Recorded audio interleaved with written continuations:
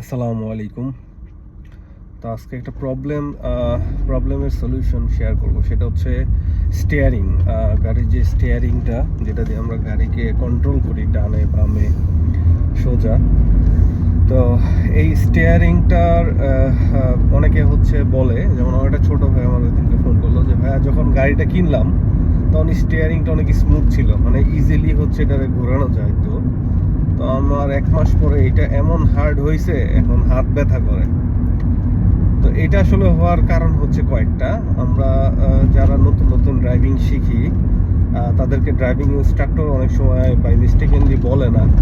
সেটা হচ্ছে, আপনি গাড়ি যখন স্টপ হয়ে থাকে, ধরেন আপনি প্রথম স্টার্ট দিয়ে মুভ করাইতেছেন, তো পার্কিংয়ের মধ্যে আছে প্যারালাল পার্কিং, আপনার সামনে গাড়ি পিছনে গাড়ি, ধরেন সামনে একটু স্পেস আছে। তো আপনি কখনোই গাড়িটাকে মানে স্থির থাকা অবস্থায়, মানে ধরেন একবার এক জায়গায় স্থির হয়ে আছে, তখন এই স্টিয়ারিংটাকে আপনি ডানে বা বামে ঘোরাবেন না।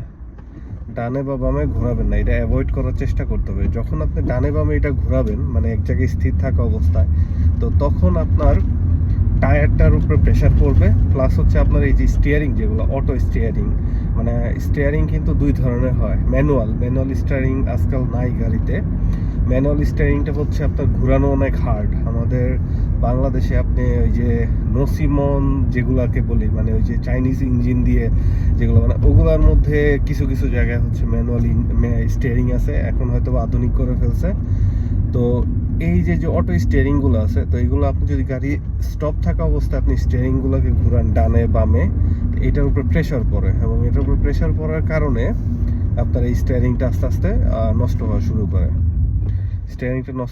সো এই জিনিসটা মাথায় রাখবেন। এবং দেখা গেছে প্যারালাল পার্কিং, আপনার সামনে এত ক্লোজ গাড়ি রাখছে বা পিছেও ক্লোজ রাখছে, কিছু করার নাই, তখন আপনি হয়তো বা করতে পারেন, এবং তখন করতেই হবে বাধ্যতামূলক, কিন্তু এইটা বেশি করা যাবে না।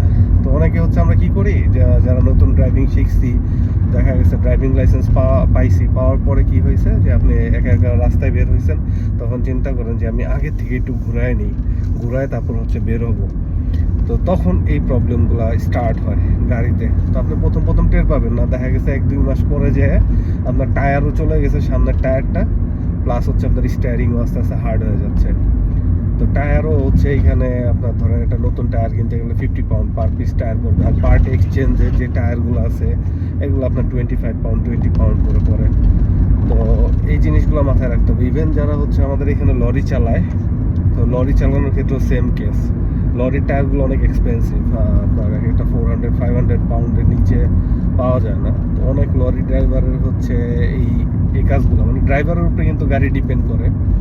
অনেক লরি ড্রাইভারের মাথায় ওটা থাকে না, তো তারা ওই যে মানে স্টপ থাকা অবস্থায়, লরির ক্ষেত্রে খুবই এটা ডেঞ্জারাস একটা জিনিস। কারণ আপনি পুরো ফুল লোড নিয়ে, ধরেন আপনার পেছনে 10 টন মাল, 20 টন, 40 টন, 50 টন মাল নিয়ে আপনি গাড়িটাকে স্টিয়ারিং আপনি এভাবে ঘুরাইতেছেন, তো সেক্ষেত্রে আপনার গাড়ির খবর হয়ে যাবে। তো অনেক সময় কোম্পানির বসেরাও বুঝে সারে না, কিরে ভাই, নতুন ব্র্যান্ড নিউ গাড়ি নামাইলাম, নতুন ট্রাক নামাইলাম, নতুন বাস নামাইলাম, আমার স্টিয়ারিং এর এই অবস্থা হইলো কিভাবে।